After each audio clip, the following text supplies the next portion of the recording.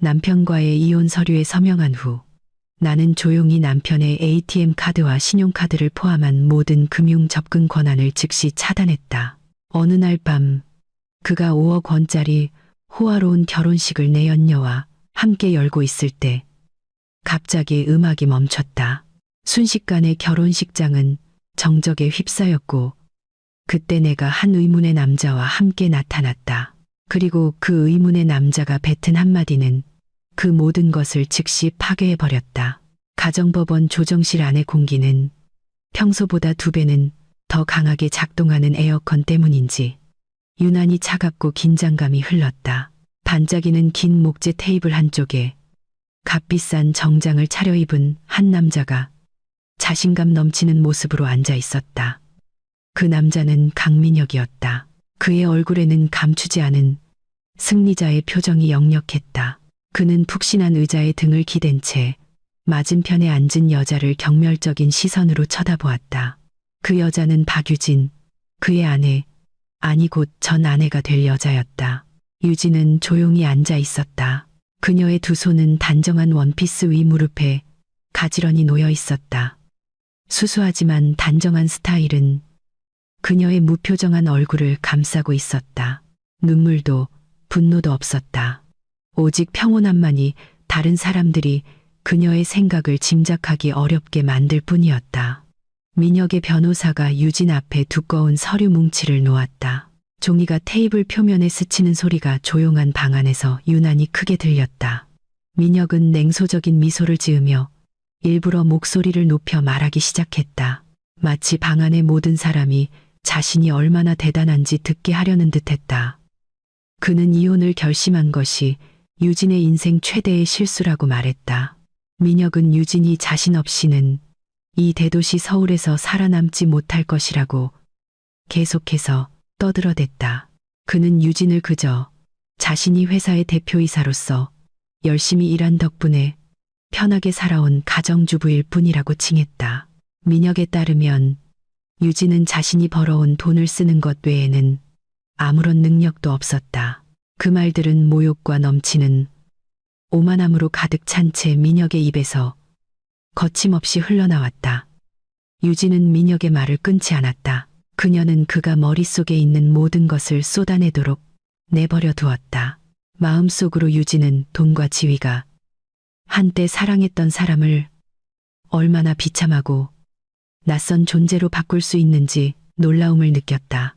유진은 민혁이 과거에 얼마나 예의 바르게 자신에게 다가와 당시 회의적이었던 유진의 부모님께 허락을 구했는지 똑똑히 기억했다. 하지만 이제 민혁은 마치 세상이 자기 발 아래 있는 것처럼 행동했다.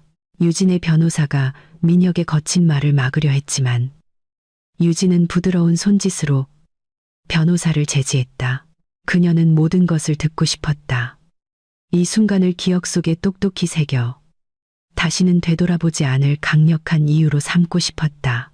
민혁이 승리의 연설을 마친 후 그는 자신의 값비싼 만년필을 유진 쪽으로 내밀었다. 그는 정말로 힘들게 살 용기가 있다면 당장 그 서류에 서명하라고 유진을 도발했다. 민혁은 심지어 재산 분할은 한 푼도 해줄 생각이 없으며 한 달도 안 돼서 유진이 생활비를 구걸하며 자신에게 기어 돌아올 것이라고 확신한다고 덧붙였다. 유진은 그 만년필을 천천히 집어들었다. 그녀는 서류의 조항들을 훑어보았다. 모든 것이 그녀의 계획대로였다. 재산 요구도 주식 요구도 없었다. 순수한 무조건적인 이혼이었다. 민혁에게 이것은 그가 관리해온 모든 자산을 지배할 수 있다고 느꼈기에 절대적인 승리였다. 유진에게 이것은 그녀가 준비한 함정의 문을 여는 열쇠였다. 만년필 끝이 하얀 종이에 닿았다. 단호하고 망설임 없는 움직임으로 유진은 서명란 위에 자신의 이름을 적었다. 검은 잉크가 그들의 5년간의 결혼 생활에 종지부를 찍었다. 펜이 긁히는 소리는 유진의 마음에 한치의 망설임도 없음을 알리듯 단호하게 들렸다. 서명을 마친 후 그녀는 서류를 닫아 민혁의 변호사 쪽으로 다시 밀었다. 이 광경을 지켜보던 조정 판사는 길게 한숨을 내쉴 뿐이었다. 서로 다른 방식으로 양측의 마음이 얼마나 완고한지를 보며 민혁은 즉시 그 서류를 집어들고 활짝 웃으며 확인한 후 작게 웃었다. 그는 무거운 짐을 벗어 던진 기분이었다. 자유로워진 느낌이었다. 한아름과 대놓고 관계를 맺을 자유. 자신이 흘린 땀의 결실이라고 주장하는 부를 누릴 자유를 얻었다고 생각했다. 유진은 자리에서 일어났다. 그녀는 옷매무새를 잠시 가다듬고 마지막으로 민혁을 쳐다보았다. 민혁은 여전히 자신의 변호사와 악수하며 거짓된 승리를 축하하느라 바빴다. 민혁에게 한마디도 하지 않고 유진은 돌아서서 출구로 향했다. 그녀의 발걸음은 마치 수천 톤의 짐이 등에서 막 내려진 것처럼 가벼웠다. 민혁은 뒤에서 유진에게 데려다 주지 않을 테니 나가는 길을 잊지 말라고 소리쳤다. 유진은 돌아보지 않았다. 그녀는 조정실 문을 열고 붐비는 법원 복도를 지나 마중 나온 차가 기다리고 있는 정문 로비에 도착할 때까지 계속 걸어갔다. 법원 건물 밖은 햇살이 눈부셨다. 방금 안에서 겪은 민혁의 차가운 대우와는 대조적이었다. 유진은 편안한 검은색 세단에 올라탔다. 그녀는 뒷좌석에 앉아 길게 숨을 내쉬었다. 그녀의 개인 기사이자 오랫동안 유진의 가족에게 충성을 다해온 나이든 남자가 모든 것이 순조롭게 진행되었는지 정중하게 물었다. 유진은 옅은 미소를 지으며 조용히 고개를 끄덕일 뿐이었다. 그녀는 서류 가방에서 태블릿 PC를 꺼냈다. 태블릿 화면이 켜지자 가족과 회사의 모든 자산이 보관된 유명사설은행의 로고가 나타났다.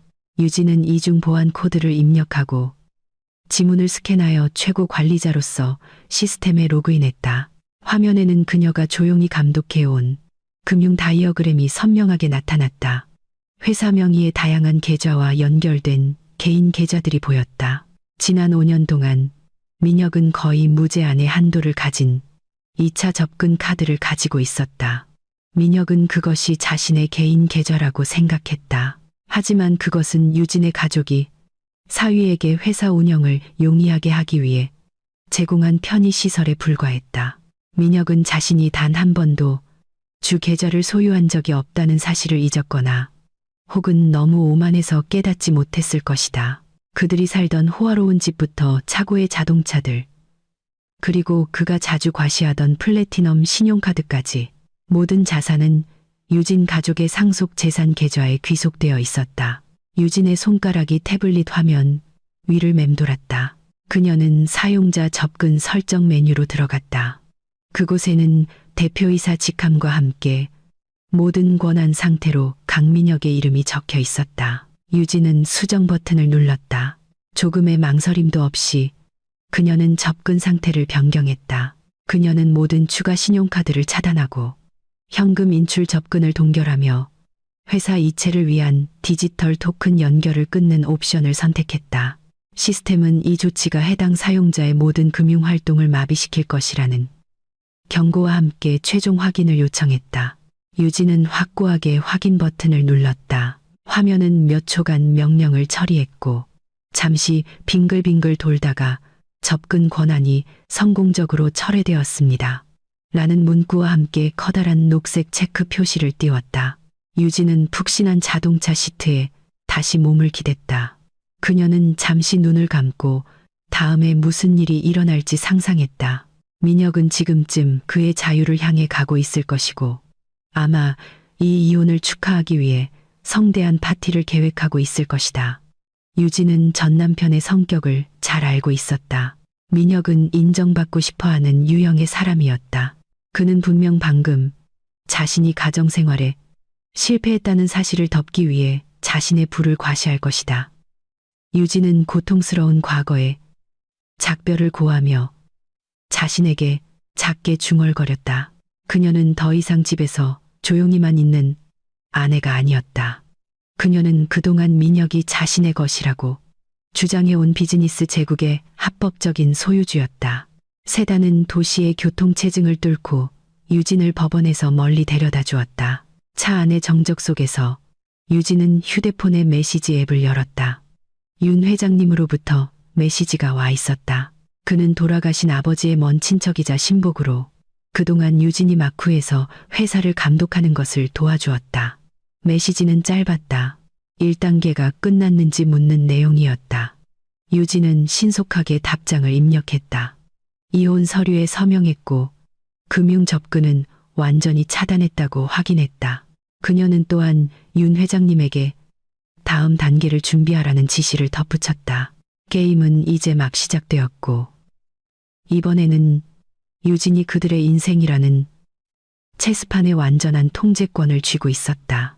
민혁은 의기양양한 걸음으로 법원 건물을 나섰다.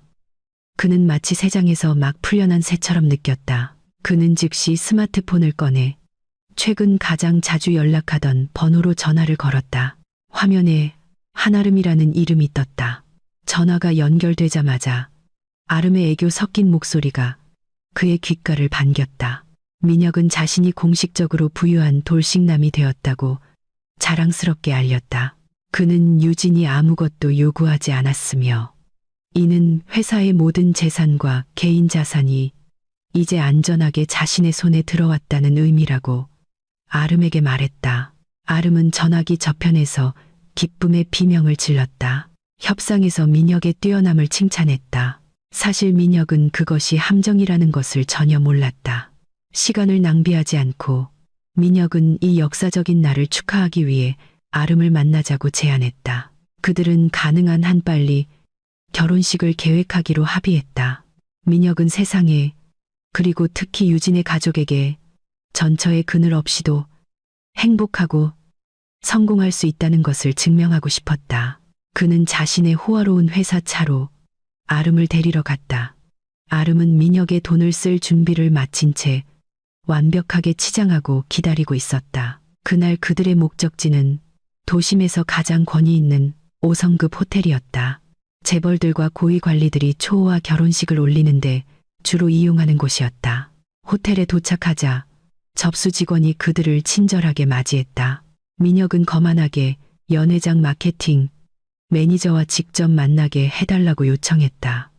그는 가장 가까운 날짜에 이용 가능한 가장 비싼 웨딩 패키지를 예약하고 싶다고 말했다. 전문적인 중년 남성인 호텔 매니저는 그의 우아한 사무실에서 그들을 맞이했다. 그는 고급 웨딩 패키지 카탈로그를 내밀었다. 아름의 눈은 수입꽃과 크리스탈 샹들리에로 가득 찬 장식 사진을 보고 즉시 반짝였다.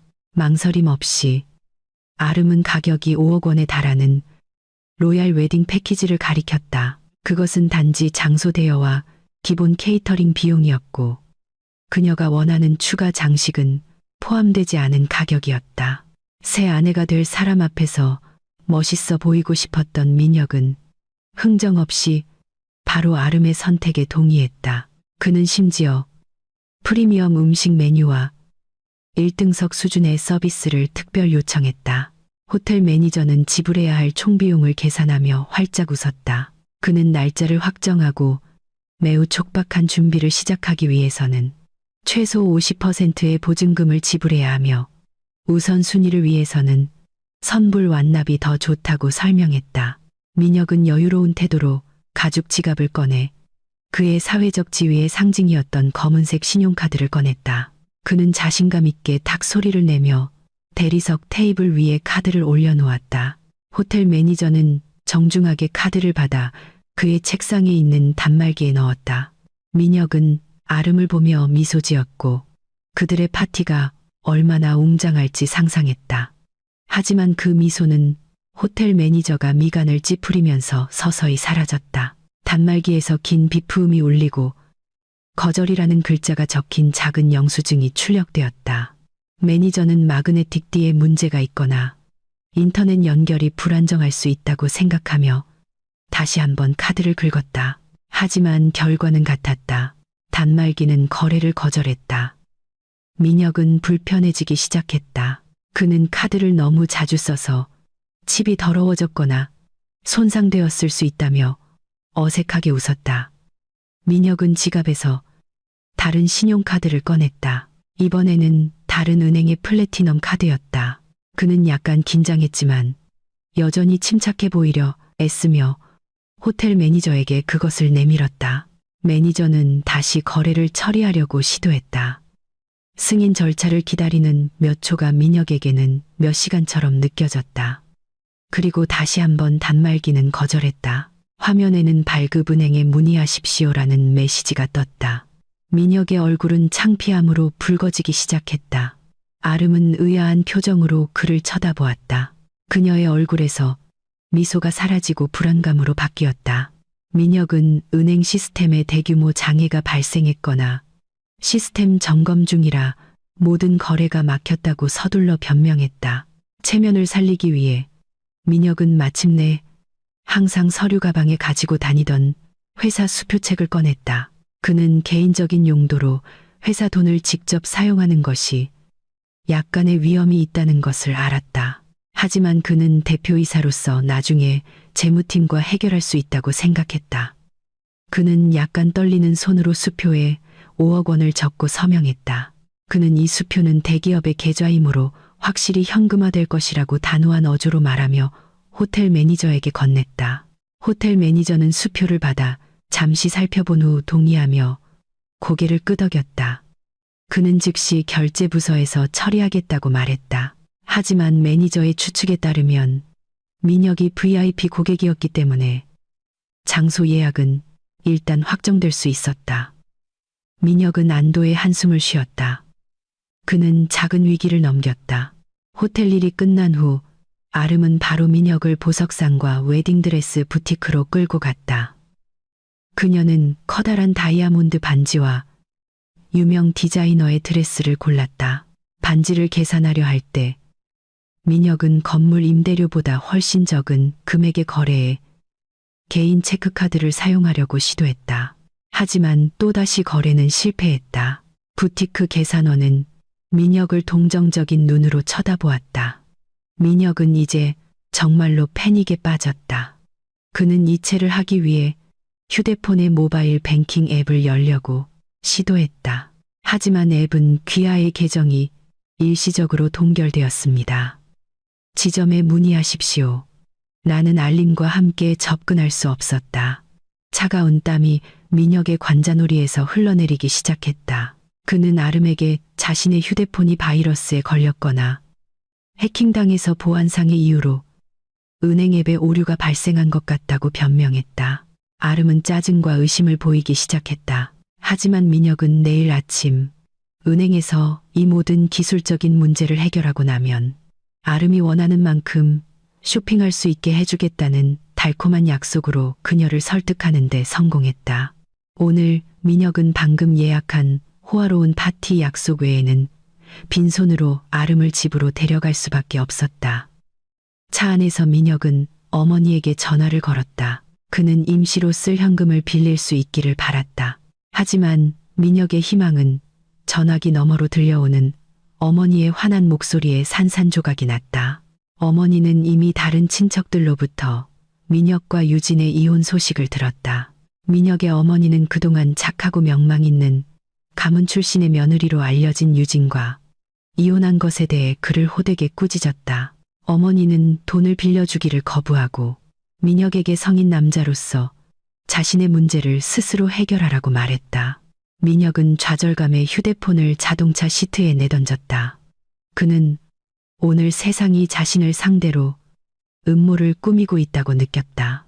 그는 이것이 우주의 음모가 아니라 유진의 계획에 따른 냉정한 실행이라는 것을 깨닫지 못했다. 한편 호텔 매니저의 사무실에서 그 매니저는 민혁과 아름이 떠난 후 누군가에게 전화를 걸고 있었다. 그는 정중한 어조로 말했다. 전화기 저편에는 유진의 개인 비서가 있었다. 호텔 매니저는 민혁이 방금 파티 비용으로 회사 수표를 주었다고 보고했다. 유진의 비서는 특별한 지시를 내렸다. 파티 준비 과정은 그대로 진행하게 하라. 수표는 받되 민혁에게 거짓된 안도감을 주기 위해 당일까지 현금화하지 말라. 유진은 민혁이 빚과 수치심의 함정에 더 깊이 빠지기를 원했다. 호텔 매니저는 이해하고 전화를 끊었다.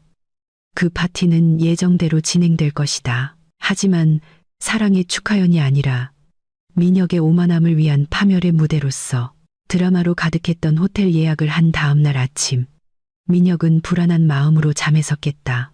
그가 아름과 함께 임시로 살기 위해 지난달에 막 임대한 고급 아파트의 커튼 틈으로 햇살이 비집고 들어왔다. 머리가 무거웠다. 잠이 부족해서가 아니라 어제 갑자기 작동하지 않던 신용카드에 대한 고민 때문이었다. 그는 침대 가장자리에 앉아 거칠게 얼굴을 문질렀다. 그것은 일시적인 중앙은행 시스템의 오류일 뿐이라고 스스로를 안심시키려 애썼다. 그는 대기업의 대표이사였다.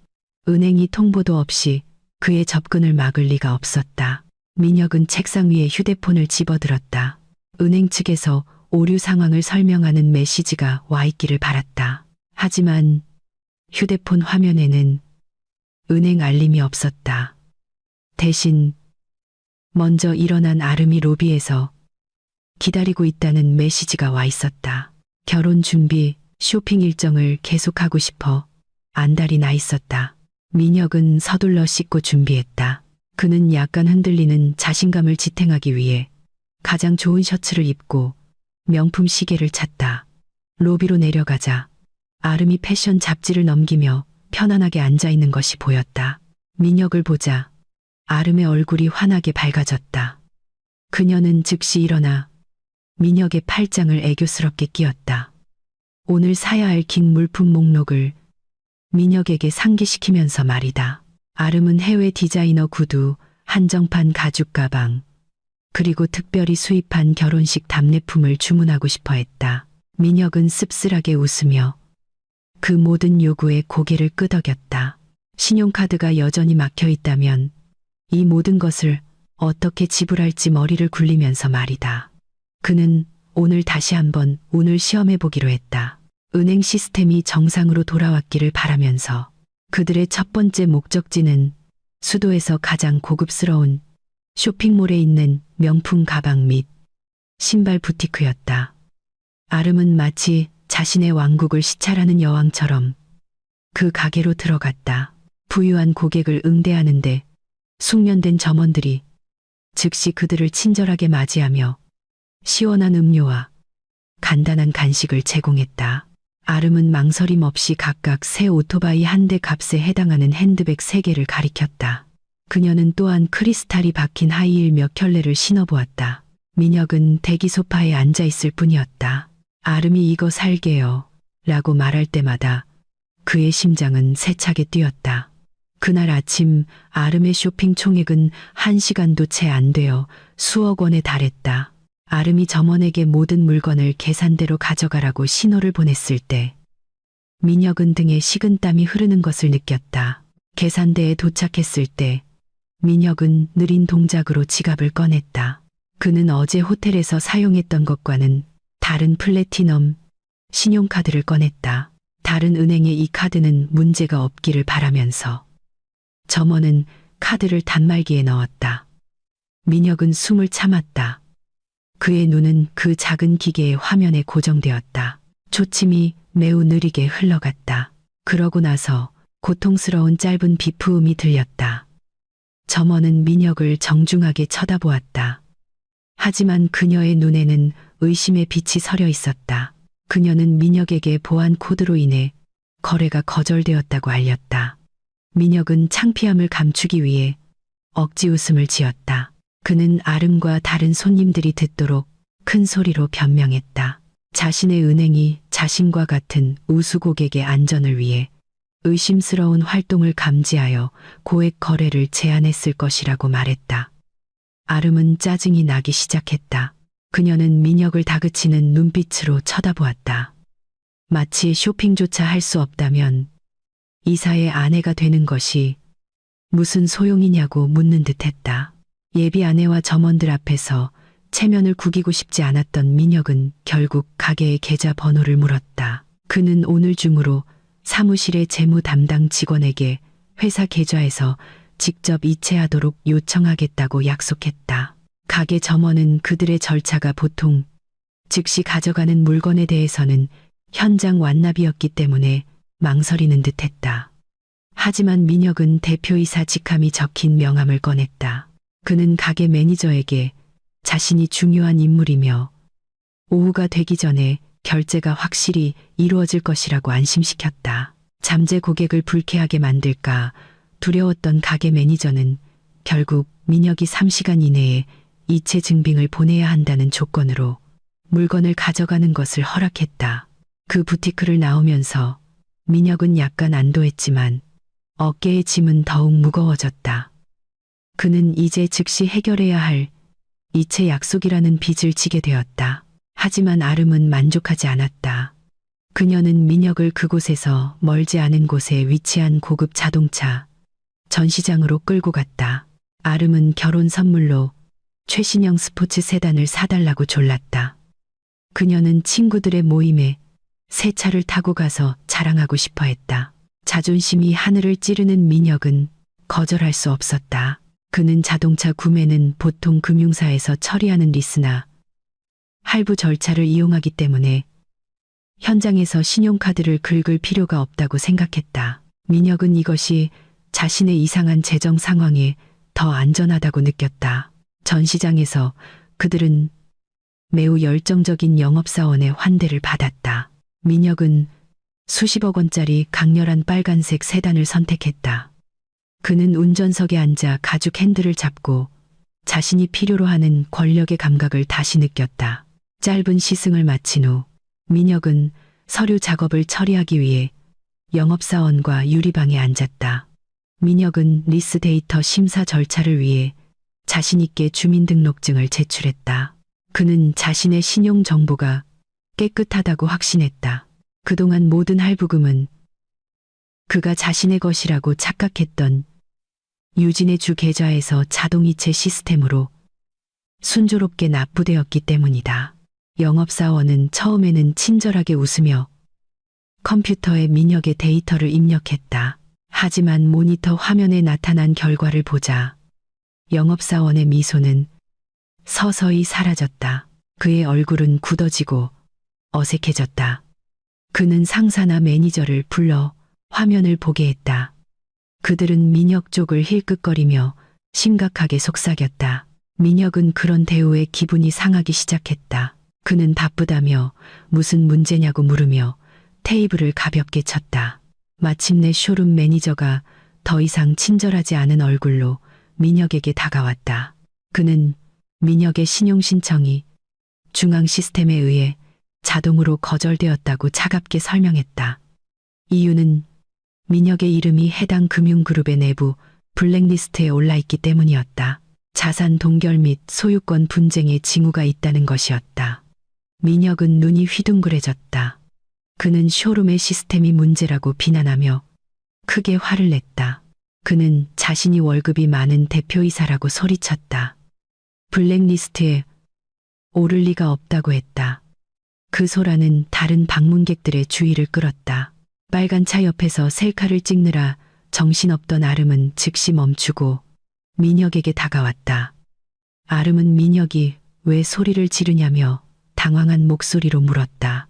이미 창피할 대로 창피해진 민혁은 아름의 손을 거칠게 잡아 끌고 그곳을 나가자고 했다. 그는 아름에게 그곳의 서비스가 매우 나쁘고 그들은 민혁의 돈을 받을 자격이 없다고 말했다.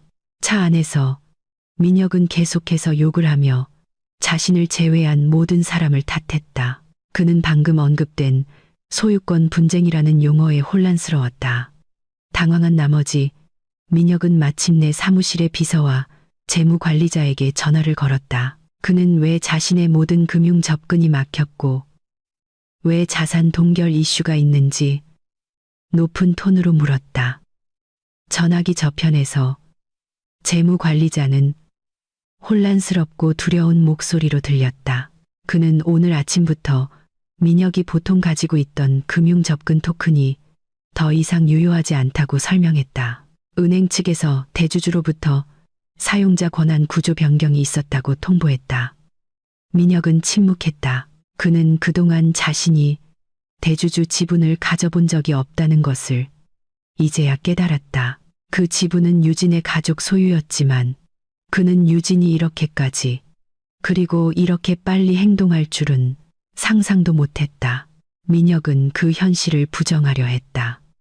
그는 재무관리자에게 즉시 현금 수표를 발행하여 긴급한 필요를 메우기 위해 민혁의 개인 계좌로 보내라고 명령했다. 하지만 재무관리자는 엄격해진 새로운 절차를 위반할까 두려워 정중하게 거절했다. 민혁의 혼란과 당혹감이 극에 달한 가운데 크림색의 두툼한 봉투 하나가 본사 유진의 집무실 책상 위에 놓였다. 민혁은 거의 가본 적 없는 곳이었다. 유진은 태블릿으로 들어온 보고서를 검토하며 앉아 있었다. 그녀의 개인 비서가 정중하게 그 봉투를 건넸다. 그것은 민혁과 아름의 결혼식 청첩장이었다. 디자인은 매우 호화로웠고 금색 잉크와 수입지를 사용했다. 딱 아름의 낭비벽 있는 취향 그대로였다. 유진은 천천히 청첩장을 열었다. 그녀의 얼굴에는 슬픈 표정이 없었다. 오히려 그녀는 의미심장한 옅은 미소를 지었다. 청첩장 안에는 이틀 뒤에 열릴 파티의 날짜와 장소가 적혀 있었다. 유진은 잉크펜을 들어 참석 여부 확인 카드에 짧은 한 단어를 썼다. 참석. 그리고 그녀는 그 카드를 민혁의 주소로 다시 보내달라고 비서에게 건넸다. 유진은 자신의 참석이 손님으로서가 아니라 이긴 연극을 끝낼 집행자로서라는 것을 알고 있었다. 민혁과 아름이 손꼽아 기다리던 날이 마침내 다가왔다. 그들의 사회적 지위를 증명해야 했던 엄청난 호화로움으로 계획된 결혼식 날이 이제 민혁에게는 시한폭탄처럼 느껴졌다. 아침부터 민혁은 호텔에 있었다. 그는 밤새도록 여러 업체로부터 온 독촉 메시지에 시달려 잠을 이룰 수 없었다. 의상 부티크는 보내주지 않는 이체 증빙을 독촉했다. 보석상은 물건을 회수하겠다고 위협했고 장식업체는 오늘 밤 행사가 시작되기 전에 잔금 완납을 요구했다. 민혁은 마치 유사 위에 서 있는 기분이었다. 움직일수록 더 깊이 빠져들었다. 그는 계속해서 모든 사람에게 거짓말을 했다. 돈이 은행 결제 과정에 있으며 오늘 오후에 입금될 것이라고 말했다. 한편 호텔 연회장 분위기는 매우 분주했다. 직원들은 도시 밖에서 직접 공수한 수천 송이의 신선한 꽃을 설치하고 있었다. 웅장한 크리스탈 샹들리에가 이미 설치되어 눈부신 황금빛을 반사했다. 두꺼운 레드카펫이 입구부터 동화 속 궁전처럼 디자인된 주례단상까지 깔려 있었다. 아름은 매우 행복해 보였다. 그녀는 직원들에게 명령을 내리느라 바빴다. 저쪽 구석의 꽃을 바꾸거나 이쪽의 조명을 줄여달라고 요청했다. 아름은 예비 남편의 머릿속에서 어떤 폭풍이 몰아치고 있는지 전혀 몰랐다. 아름에게 오늘은 유진에게서 완승을 거두는 날이었다. 그녀는 합법적인 이사의 아내가 되어 부유한 삶을 살게 될 것이다. 그녀는 심지어 이 파티의 호화로움을 보고 부러워할 친구들의 얼굴을 상상하고 있었다. 민혁은 신부 준비를 위해 빌린 호텔방 한쪽에 숨어 있었다. 그는 방 안을 불안하게 서성였다. 그는 다시 어머니에게 전화를 걸었다. 그 늙은 여인이 마음을 바꿔 이 벌어진 구멍을 메우기 위해 퇴직연금을 빌려주기를 바랐다. 하지만 전화는 받지 않았다. 민혁은 소파에 몸을 내던졌다. 그는 방 천장을 바라보며 어떻게 모든 것이 이렇게 짧은 시간에 엉망이 될 수 있었는지 의아해했다. 그는 법정에서의 유진의 얼굴을 떠올렸다. 차분하고 무표정한 얼굴. 갑자기 불길한 예감이 그를 덮쳤다. 유진이 무언가를 계획한 걸까? 하지만 민혁은 곧 그 생각을 떨쳐냈다. 그에게 유진은 이렇게 잔인한 짓을 하기에는 너무 약하고 어리석었다. 민혁은 이것이 순전히 은행 기술 문제이며 내일이면 모든 것이 정상으로 돌아올 것이라고 스스로를 확신시켰다. 그가 해야 할 일은 오늘 밤을 꿋꿋한 얼굴로 버티는 것뿐이었다. 훨씬 더 조용한 다른 곳에서 유진은 준비하고 있었다. 그녀는 아늑하고 조용한 가족 소유의 개인 별장에 있었다. 당황도 소란도 없었다. 유진은 골동품 티크 나무 화장대 앞에 앉아 있었다. 가족의 신뢰를 받는 메이크업 아티스트가 그녀의 얼굴에 자연스러우면서도 강인한 인상을 주는 화장을 하고 있었다. 유진은 과해 보이고 싶지 않았다. 화려한 화장으로 신부와 경쟁하고 싶지 않았다. 그녀는 자기 자신, 품격 있고 우아하며 범접할 수 없는 모습으로 나타나고 싶었다. 유진은 짙은 검은색 실크 소재의 긴 드레스를 선택했고 할머니의 유품인 다이아몬드 브로치로 고정한 같은 색상의 새틴 스카프와 매치했다. 그녀의 모습은 애도의 분위기와 동시에 위압적인 힘을 발산했다. 준비를 마친 후 유진은 거실로 걸어갔다. 그곳에는 윤 회장님이 기다리고 있었다. 그 중년 남성은 매우 단정한 정장을 입고 있었다. 윤 회장님은 유진을 감탄과 염려가 섞인 시선으로 바라보았다. 그는 유진이 수년간 배신당하며 얼마나 마음이 아팠는지 알고 있었고 또한 오늘 밤 유진이 내릴 발걸음이 얼마나 무거울지 알고 있었다. 윤 회장님은 무거운 목소리로 물었다. 유진이 정말로 대중 앞에서 이 일을 하고 싶은지 확신하느냐고. 그는 유진이 파티에 참석할 필요 없이 변호사와 경찰이 민혁을 처리하게 하는 다른 선택지를 제안했다. 윤 회장님은 유진이 전 남편이 다른 여자와 주례단상에 서 있는 것을 보고 상처받을까 걱정했다. 유진은 옅은 미소를 지으며 조용히 고개를 저었다. 그녀는 소매 뿌리를 정리하며 아주 차분한 어조로 말했다. 마음의 상처는 오래전에 아물었다고. 그곳에 가는 것은 운명을 한탄하기 위함이 아니라 자신의 손으로 정의가 실현되는 것을 확인하기 위함이라고. 유진은 민혁의 가면이 무너져 내리는 순간을 보고 싶었다. 그녀는 그동안 민혁이 얕보았던 여자가 바로 그를 순식간에 파괴할 수 있는 사람이라는 것을 민혁이 알기를 원했다.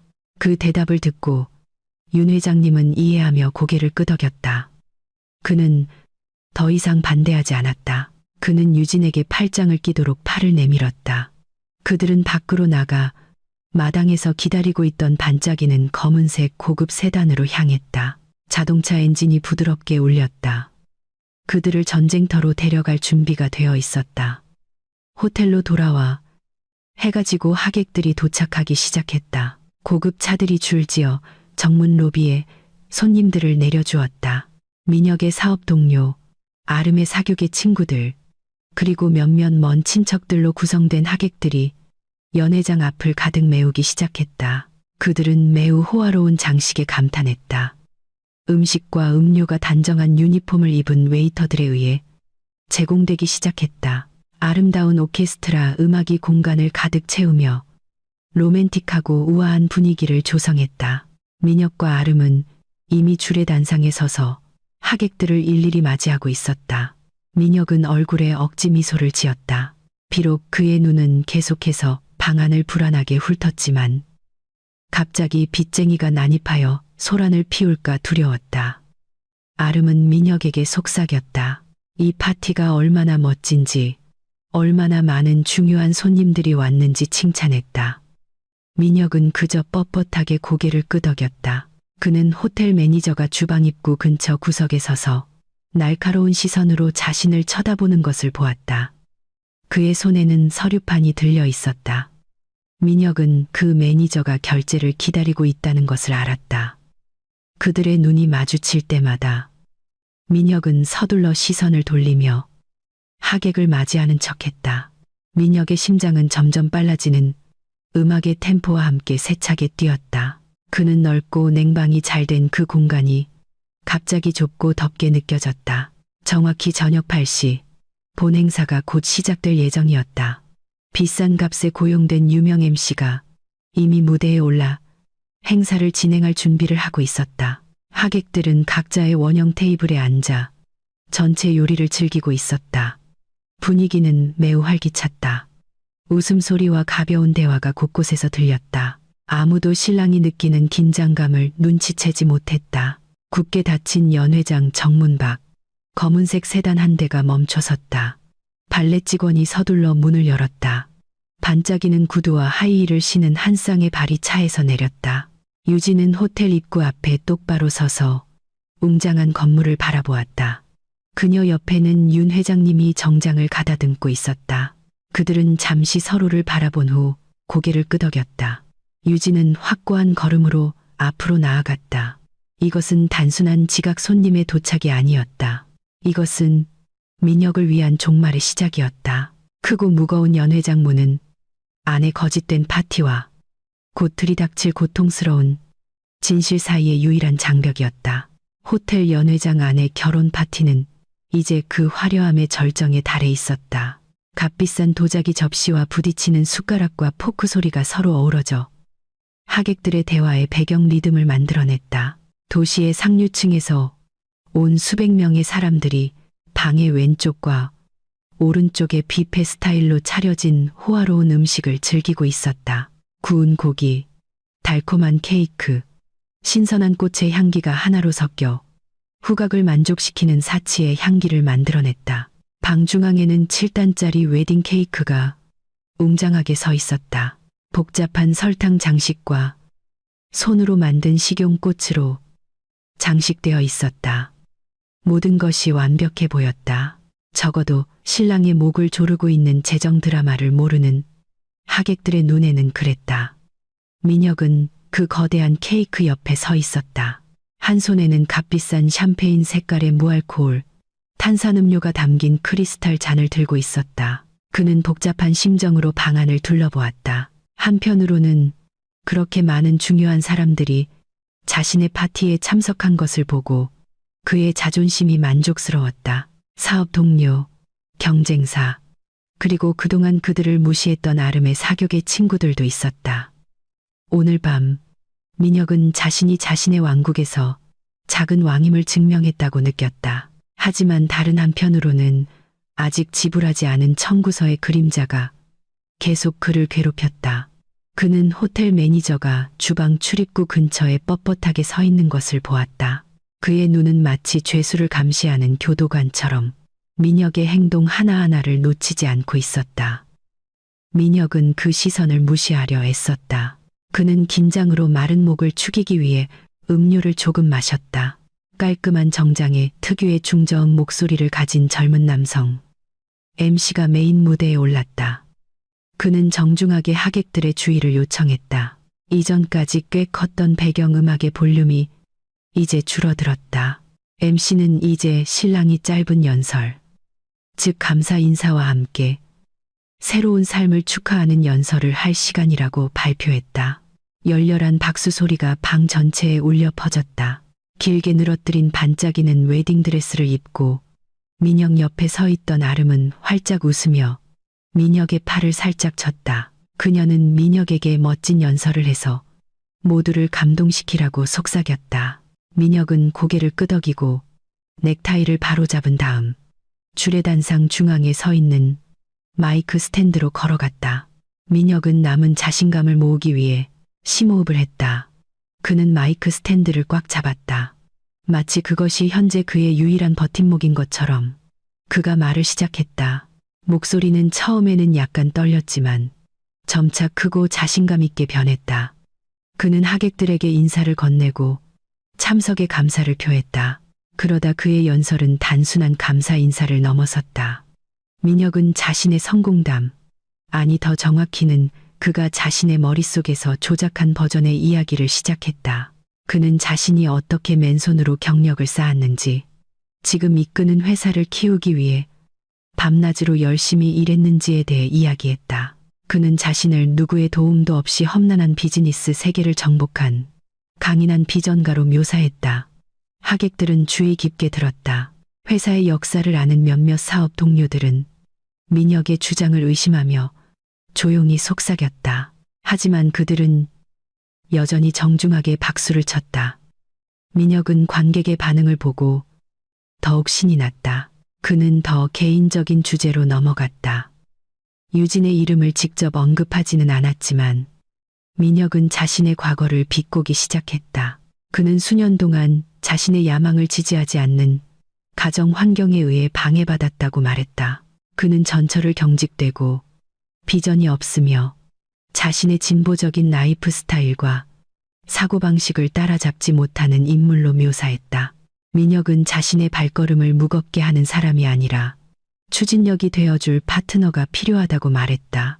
그는 사고방식이나 외모 면에서 수준이 맞지 않는 사람과 사는 것은 자신과 같은 성공한 남자에게는 고문이라고 말했다. 그의 뒤에 서 있던 아름은 승리에 찬 미소를 지었다. 그녀는 그 모든 암묵적인 칭찬이 자신을 향한 것이라고 생각하며 우쭐해졌다. 민혁은 아름 쪽으로 고개를 돌려 손을 내밀었다. 아름은 앞으로 다가와 민혁의 손을 잡았다. 민혁은 아름을 하늘 높이 칭찬하며 연설을 이어갔다. 그는 아름을 똑똑하고 아름답고 회사 리더의 필요를 이해하는 현대적인 여성이라고 칭했다. 민혁은 마이크를 통해 큰 소리로 외쳤다.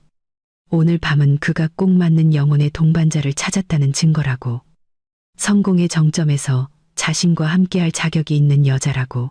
그는 모든 하객에게 잔을 들고 아름과 그의 비즈니스 제국과 함께 만들어갈 밝은 미래를 위해 건배하자고 제안하며 연설을 마쳤다. 무한한 미래를 위하여, 자유와 진정한 성공을 위하여. 민혁은 희열에 찬 붉어진 얼굴로 외쳤다. 하객들은 일제히 잔을 들고 환호했다. 민혁은 구름 위에 떠 있는 기분이었다. 잠시 동안 그는 거절당한 신용카드를 잊었다. 리스사의 위협을 잊었다. 그는 무적이 된 기분이었다. 하지만 환호성이 잦아들고 민혁이 케이크를 자르기 위해 무대에서 내려오려 할 때 이상한 일이 일어났다. 그를 비추던 스포트라이트가 갑자기 한번 깜박이더니 서서히 어두워졌다. 처음에는 민혁은 이것이 웨딩 플래너가 준비한 드라마틱한 효과의 일부라고 생각했다. 그는 미소를 지으며 어떤 놀라움이 나타날지 기다렸다. 하지만 조명이 어두워지는 느낌은 달랐다. 무대 조명뿐만 아니라 연회장 중앙의 주 크리스탈 샹들리에도 거의 꺼질 정도로 어두워졌다. 밝았던 공간이 이제는 어둑어둑해져 혼란스러운 분위기를 자아냈다. 아름답게 흐르던 오케스트라 음악이 갑자기 멈췄다. 지휘자의 지시 때문이 아니라 연주자 구역의 조명이 완전히 나가 악보를 읽을 수 없었기 때문이다. 하객들은 웅성거리기 시작했다. 혼란스러운 속삭임이 성난 벌떼의 윙윙거림처럼 들리기 시작했다. 민혁은 방구석의 조명 기술자를 향해 조명을 다시 켜달라고 손짓했다. 하지만 그 기술자는 당황한 얼굴로 제어판을 만지작거리느라 바빠 보였다. 다른 구석에서는 호텔 매니저가 매우 심각한 표정으로 무전기를 통해 말하고 있었다. 하지만 기술자처럼 당황해 보이지는 않았다. 그 매니저는 오히려 이런 일이 일어날 줄 알았다는 듯이 침착해 보였다. 그는 짧은 지시를 내린 다음 주례단상 무대를 향해 정확히 민혁의 눈을 똑바로 쳐다보았다. 그 시선은 VIP 고객에 대한 존경의 시선이 아니었다. 그것은 방금 발사 명령을 받은 집행관의 차가운 시선이었다. 민혁은 소름이 돋는 것을 느꼈다. 그는 하객들을 진정시키기 위해 다시 마이크를 통해 말하려고 했다. 이것은 단지 작은 기술적인 문제라고 말했다. 하객 여러분, 잠시만 진정해 주십시오. 호텔 비상 발전기가 아마 가동 중일 겁니다. 잠시만 기다려 주십시오. 민혁은 억지 웃음을 지으며 말했다. 하지만 그의 목소리는 들리지 않았다. 그의 손에 있던 마이크는 완전히 꺼져 있었다. 방 전체의 음향 시스템이 비활성화되었다. 부자연스러운 정적이 그 큰 방을 감쌌다. 하객들의 웃음소리와 대화가 서서히 사라졌다. 그 자리를 호기심과 긴장감이 기어오르며 대신했다. 아름이 민혁의 팔을 세게 잡아당겼다. 자기야, 왜 이래? 이 호텔이 최고라며 어떻게 불이 꺼지고 소리까지 안 나와? 나 창피하게 만들지 마. 아름은 퉁명스러운 목소리로 쏘아붙였다. 민혁은 대답하지 않았다. 그는 그 말 없는 마이크의 머리를 두드리느라 바빴다. 벽가에 비상등이 켜지기 시작하는 어스름 속에서 모든 사람의 주의가 갑자기 다른 곳으로 쏠렸다. 무대가 아니라 주례단상과 마주보는 방 끝에 위치한 연회장 정문으로 조각된 티크 나무로 만들어진 거대한 이중문이 서서히 열리기 시작했다. 아무도 문을 열지 않았다. 마치 방금 활성화된 자동장치에 의해 문이 스스로 움직이는 것 같았다. 무거운 문 경첩 소리가 조용한 방 안에 울려 퍼지며 모든 시선이 그곳으로 향하게 했다. 외부 복도에서 차가운 바람이 불어들어와 단순한 어둠보다 훨씬 더 섬뜩한 기운을 실어왔다. 거대한 문은 이제 완전히 활짝 열려 외부 복도의 밝은 빛에 비쳐 문턱에 똑바로 서 있는 두 사람의 실루엣을 드러냈다. 그 빛의 대조는 그들의 모습을 극적으로 보이게 했다. 마치 연극의 마지막 장에 나타나는 영웅이나 어쩌면 악당처럼 조용한 연회장은 마치 숨을 참는 것 같았다. 감히 목소리를 내는 하객은 한 명도 없었다. 모든 눈이 그 두 인물에 고정되었다. 천천히 그들은 안으로 발을 들여놓기 시작했다. 그들의 발소리가 단단한 대리석 바닥 위에서 매우 명확하고 리드미컬하게 들렸다. 또각, 또각, 또각, 단호한 하이힐 소리가 묵직한 남성 구두 발걸음과 어우러져 침묵을 깨는 위협적인 리듬을 만들어냈다. 그 여성은 유진이었다. 그녀는 집에서 민혁이 보던 수수한 모습과는 전혀 다른 매우 우아한 의상을 입고 있었다. 그녀의 긴 드레스는 빛을 흡수하는 어두운 벨벳 소재로 만들어져 신비롭고 위험 있는 느낌을 주었다. 그녀의 스카프는 흠잡을 데 없이 깔끔하게 정돈되어 차갑고 꿰뚫는 듯한 기운을 발산하는 그녀의 차분한 얼굴을 감쌌다. 그녀는 과도한 보석을 착용하지 않았고 단지 왼쪽 가슴에 골동품 브로치 하나만 달고 있었다. 하지만 그녀의 존재 자체만으로도 그 방 안의 모든 금장식보다 더 값비싸게 느껴졌다. 그녀 옆에는 당당한 자세와 엄청난 위엄을 지닌 중년 남성이 걷고 있었다. 그 남자는 윤 회장님이었다. 그는 몸에 꼭 맞는 유럽식 정장을 입고 있었고 머리는 깔끔하게 뒤로 빗어 넘겨 그의 단호하고 경험 많은 얼굴을 돋보이게 했다. 그들이 방 안으로 더 깊이 들어서자 입구 근처에 있던 하객들은 반사적으로 갈라져 군중 속에서 넓은 통로를 만들어 주었다. 도시의 원로 사업가인 몇몇 나이 든 하객들은 놀란 듯 보였다. 그들은 윤 회장님의 모습을 알아보았다. 다시 속삭임이 들리기 시작했다. 하지만 이번에는 놀라움과 존경의 어조였다. 저분, 청궁그룹의 윤 회장님 아니신가? 한 남자가 아내에게 속삭였다. 저런 재벌이 민혁이 파티에 왜 온 거지? 다른 이가 물었다. 그리고 저 옆에 여자는 누구지? 아내는 아닐 텐데. 저 여자는 민혁이 전처야. 유진을 알아보는 다른 하객이 외쳤다. 충격의 물결이 하객들 사이에 빠르게 퍼져나갔다. 하지만 유진과 윤 회장님은 주례단상 무대를 향해 시선을 고정한 채 똑바로 걸어갔다. 어둑한 무대 위에 서 있던 민혁은 눈을 가늘게 뜨고 그 초대받지 않은 손님을 알아보려 애썼다. 비상등 불빛에 유진의 얼굴이 선명하게 보이기 시작했을 때 민혁의 심장은 잠시 믿는 것 같았다. 그는 자신이 보는 것을 믿을 수 없었다. 방금 이혼하고 연설에서 모욕했던 여자. 유진이 이제 낯선 남자의 팔짱을 끼고 고개를 꼿꼿이 세운 채 그의 파티에 걸어 들어오고 있었다. 수치심, 분노, 혼란이 민혁의 가슴 속에서 하나로 뒤섞였다. 하지만 민혁에게 더 무서운 것은 유진 옆의 남자였다. 민혁은 국제 비즈니스 잡지와 본사 로비에 걸린 사진에서 그 얼굴을 본 적이 있었다. 그는 많은 대기업을 지배하는 전설적인 인물, 윤 회장님이었다. 민혁이 일하는 회사를 포함해서 민혁은 그의 직급이 대주주와의 회의에 참석하기에는 너무 낮다고 여겨져 그를 직접 만난 적이 없었다. 윤 회장님이 누구인지 모르고 그들의 위험 있는 분위기에 관심이 없었던 나름은 즉시 분노를 터뜨렸다. 그녀는 자신의 순간이 망쳐졌다고 느꼈다. 그녀는 연단 테이블에 있던 다른 마이크를 잡았다. 그 마이크가 작동하기를 바랐지만 여전히 꺼져 있었다. 마침내 그녀는 긴장을 깨는 날카로운 목소리로 소리쳤다. 이봐요. 누가 이 촌스러운 여자를 들여보내라고 했어. 여긴 사적인 행사야. 경비 어디 있어? 당장 저 사람들 쫓아내. 그녀의 외침이 울려 퍼졌다. 거칠고 품이 없는 소리에 몇몇 하객들은 신부의 행동에 불쾌감을 느끼며 눈살을 찌푸렸다.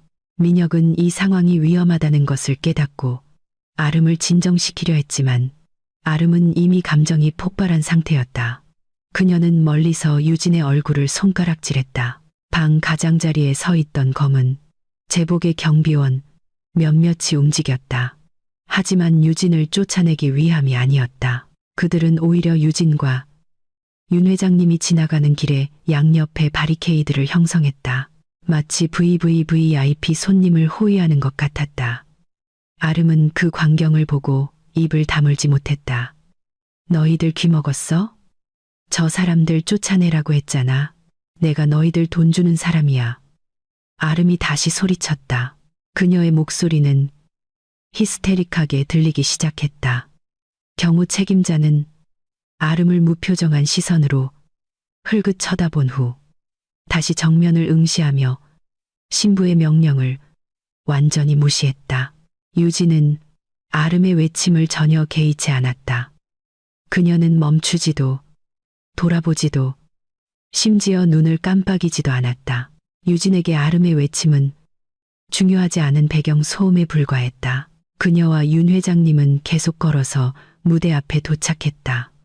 VVIP 가족석으로 지정된 가장 앞쪽 원형 테이블 바로 앞이었다.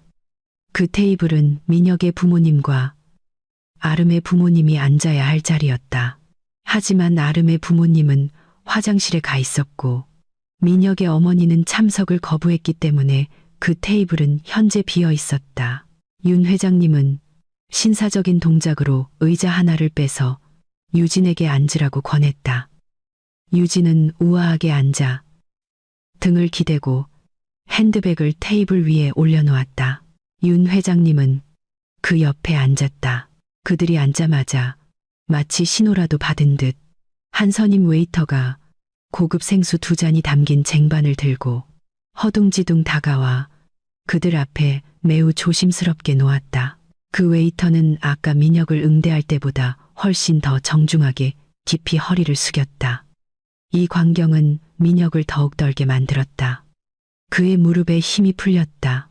그는 이 호텔에서 최고의 권력은 건물 임차인이 아니라 건물 소유주에게 있다는 것을 깨달았다. 그리고 호텔 직원들의 몸짓은 그들이 누구에게 충성하는지를 명확하게 보여주었다. 다시 정적이 방을 감쌌다. 음악도 접시 부딪히는 소리도 없었다. 모든 하객은 다음에 무슨 일이 일어날지 기다렸다. 유진은 생수잔을 들어 조용히 한 모금 마신 후 고개를 들어 무대 위의 민혁을 쳐다보았다. 그녀의 시선은 배신당한 아내의 분노의 시선이 아니었다. 그것은 곧 해고될 직원을 바라보는 주인의 동정적인 시선이었다. 민혁은 그 시선에 발가벗겨진 기분이었다. 그는 도망치고 싶었지만 발이 무대 바닥에 붙어버린 것 같았다. 윤 회장님이 천천히 일어섰다. 그는 소리치지 않았다. 단지 손을 약간 들어 신호를 보냈다. 신기하게도 아까 꺼졌던 주 스포트라이트가 다시 켜졌다. 하지만 단 하나의 조명이었고 그 빛은 신랑 신부가 아닌 윤 회장님을 정확히 비추고 있었다. 윤 회장님은 정장 주머니를 뒤져 은색 무선 마이크를 꺼냈다. 그의 팀이 직접 가져왔기 때문에 그 방에서 유일하게 작동하는 마이크였다. 그가 언 버튼을 누르자 작은 퍽 소리가 들리며 음향 시스템이 장악되었음을 알렸다. 여러분의 작은 파티를 방해해서 죄송합니다. 윤 회장님의 목소리는 무겁고 맑고 위험 있게 주 스피커를 통해 방 구석구석에 울려 퍼졌다. 방금 강민혁 씨의 연설에 약간의 오해가 있었던 것 같군요. 당신은 회사를 맨손으로 일구었다고 자수성가한 성공에 대해 이야기했죠. 윤 회장님은 작게 웃었다. 매우 경멸적으로 들리는 웃음이었다. 그는 무대 계단으로 여유롭게 다가갔다. 반면 민혁은 두려움에 한 걸음씩 뒤로 물러섰다.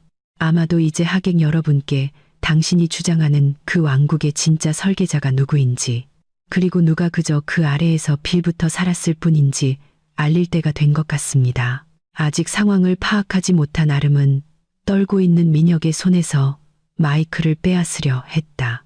하지만 민혁은 그녀를 막았다. 하지마, 아름. 가만히 있어.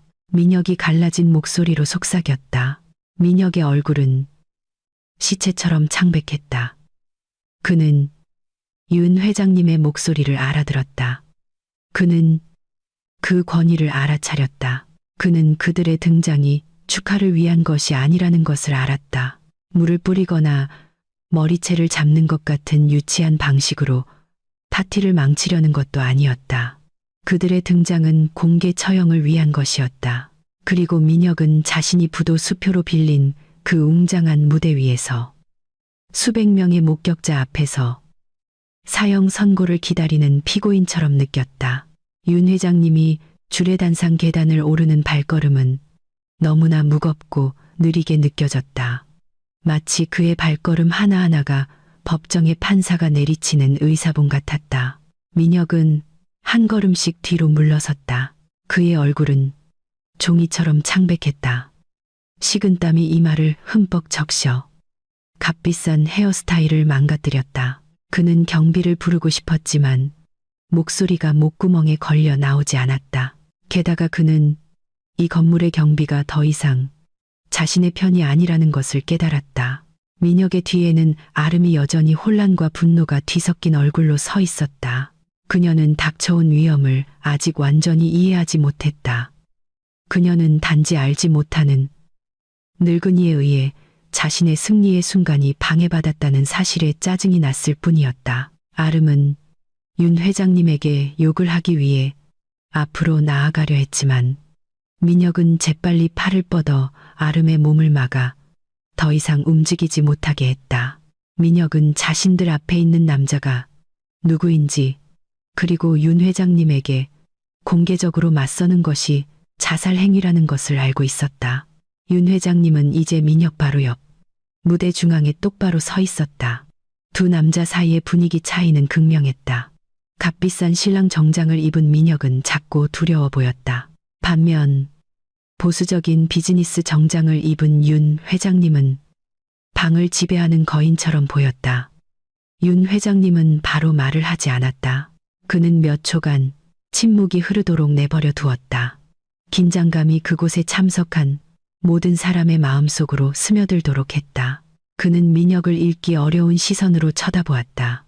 폭발적인 분노가 아니라 마치 잘못된 장소에 길을 잃은 작은 곤충을 보는 듯한 경멸적인 시선이었다. 그러고 나서 윤 회장님은 여전히 자리에 얼어붙어 있는 수천 명의 하객들을 향해 고개를 돌렸다. 그는 옅게 미소 지었다. 정중하지만 눈에는 웃음기가 없는 미소였다.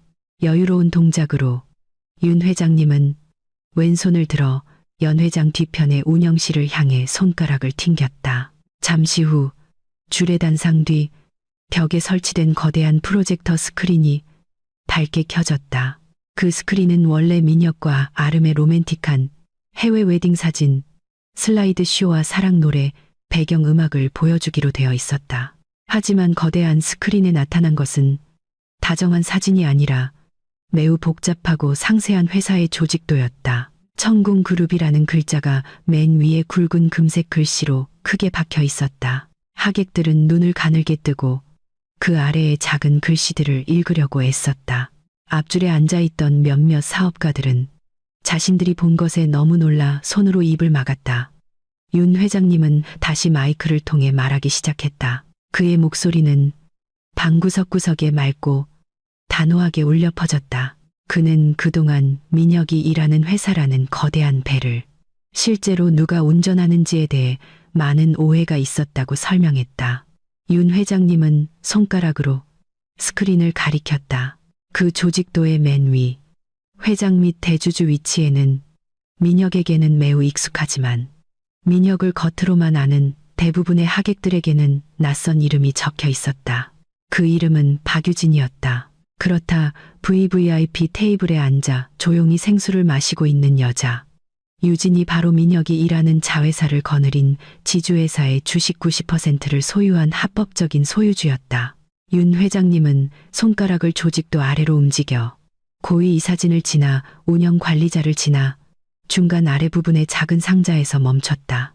그곳에는 상무이사, 계약지라는 직함과 함께 강민혁의 이름이 적혀 있었다. 윤 회장님은 그 글을 조롱하는 어조로 읽었다. 그는 계약직이라는 단어를 반복해서 강조했다. 그는 하객들에게 민혁의 위치는 소유주도, 설립자도, 심지어 전략적 의사 결정자도 아니라고 설명했다.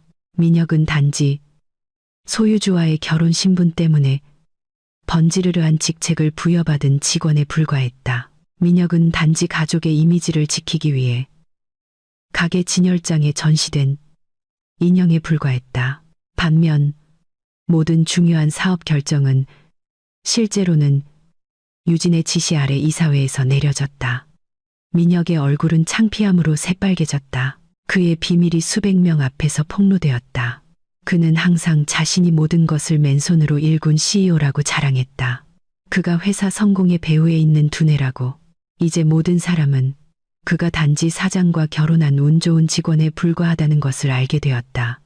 하객들 사이의 속삭임이 더욱 커졌다. 그들은 민혁의 허풍에 속았던 자신들의 어리석음을 비웃기 시작했다. 프로젝터 스크린에 눈을 고정하고 있던 아름은 무릎에 힘이 풀리는 것을 느꼈다. 그녀는 경악에 찬 시선으로 민혁을 쳐다보았다. 재벌의 아내가 되겠다는 그녀의 꿈은 순식간에 산산조각이 났다.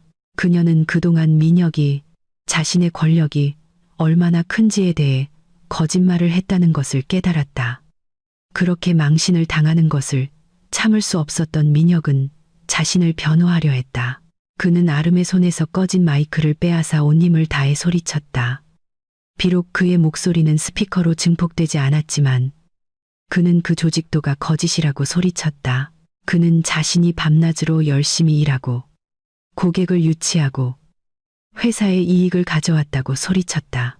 그는 호화로운 집, 스포츠카, 아파트와 같은 자산들이 자신의 이름으로 구입한 땀의 결실이라고 주장했다. 민혁은 이것이 헤어지지 못하는 전처의 악의적인 비방이라고 하객들을 설득하려 했다. 그는 떨리는 손가락으로 유진을 가리키며 유진이 자신이 아름과 행복한 것을 보고 질투하여 사보타주를 했다고 비난했다. 윤 회장님은 민혁의 비참한 변명을 듣고 가볍게 웃었다. 그는 다시 운영자에게 신호를 보냈다. 프로젝터 스크린의 화면이 다시 바뀌었다. 이번에는 민혁이 방금 주장한 자산 목록이 표시되었다. 스크린에는 집 등기부, 고급차 등록증, 아파트 소유권 증서가 선명하게 나타났다. 하지만 합법적인 소유자란에는 민혁의 이름이 단 하나도 없었다. 모든 자산은 청궁 인베스트먼트 또는 유진 개인 명의로 되어 있었다.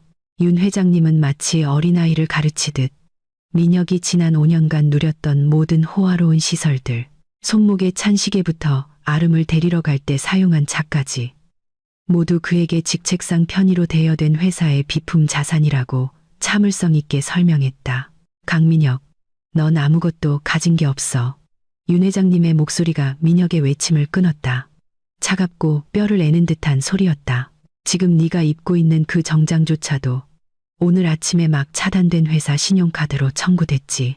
넌 그저 1등석에 너무 편하게 앉아 있다가 자신이 표를 산 적도 없다는 사실을 잊어버린 무임승차객일 뿐이야.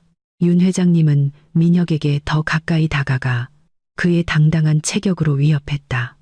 민혁은 등이 뒤에 있는 줄의 단상, 테이블에 부딪힐 때까지 뒤로 물러섰다. 그는 덫에 걸렸다. 어디로도 도망칠 수 없었다. 이 상황을 더 이상 견딜 수 없었던 아름은 히스테릭하게 울기 시작했다. 그녀는 자신이 완전히 속았다고 느꼈다. 그녀는 민혁의 팔을 흔들며 설명을 요구했다. 민혁 씨, 이게 다 무슨 소리야. 저 집 당신 거라고 했잖아. 회사도 당신 거라고 했잖아. 그럼 난 지금껏 평범한 회사원이랑 결혼하려 했던 거야. 아름은 더 이상 체면을 차리지 않고 소리쳤다. 민혁은 나중에 다 해결할 거라고. 유진을 역으로 고소할 수 있다고 속삭이며 진정시키려 했다. 하지만 아름은 민혁의 손을 거칠게 뿌리쳤다. 눈물에 번진 아름의 화장은 그녀를 그 웅장한 무대 위에서 지저분하고 비참하게 보이게 만들었다. 무대 아래 유진은 여전히 조용히 앉아 있었다. 그녀는 냉소적으로 웃지도 비웃지도 않았다. 단지 무대 위의 드라마를 무표정한 얼굴로 바라볼 뿐이었다. 마음속으로 그녀는 안도감을 느꼈다. 그동안 민혁이 덮어왔던 거짓말의 짐이 마침내 벗겨졌다. 유진은 민혁이 친구들 모임에서 자신을 사업에 대해 아무것도 모른다고 얼마나 자주 폄하했는지 기억했다.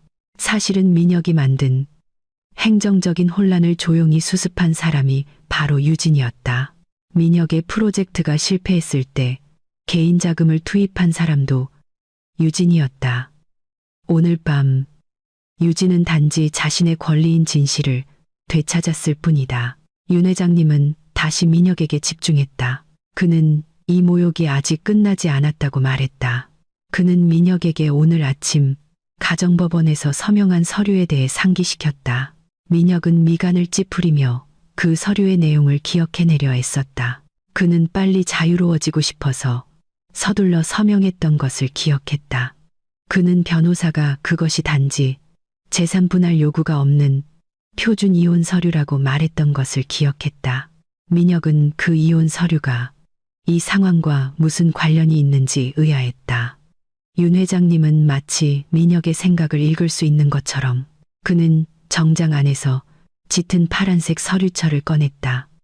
그는 모든 사람이 볼 수 있도록 그 서류철을 높이 들어 올렸다. 넌 아마 이게 네 결혼 생활의 끝이라고 생각했겠지, 민혁. 하지만 사실 이건 내 재정적 파멸의 시작이야. 윤 회장님이 수수께끼처럼 말했다. 민혁을 산채로 묻어버릴 마지막 일격을 준비하며 호텔 연회장 안의 분위기는 급격히 변했다. 이전에는 창피한 서커스 공연 같았다면 이제는 사형 집행실처럼 긴장감이 감돌았다. 하객들은 숨을 죽였다. 그들의 눈은 윤 회장님이 들고 있는 짙은 파란색 서류철에 고정되었다. 민혁은 엄청난 불안감으로 그 서류철을 쳐다보았다. 심장이 가슴 밖으로 터져 나올 것처럼 세차게 뛰었다. 그는 오늘 아침에 훑어보았던 모든 조항을 기억해내려 애썼다. 하지만 공황 상태에 빠진 그의 뇌는 멈춰버렸다. 그는 자신이 무시했던 법률 서류 더미 속에 숨겨진 매우 치명적인 무언가를 놓쳤다고 느꼈다. 윤 회장님은 민혁의 정신을 고문하기 위해 의도적으로 느린 동작으로 그 서류철을 열었다. 종이를 넘기는 소리가 마이크를 통해 증폭되어 극적이고 섬뜩한 효과를 만들어냈다.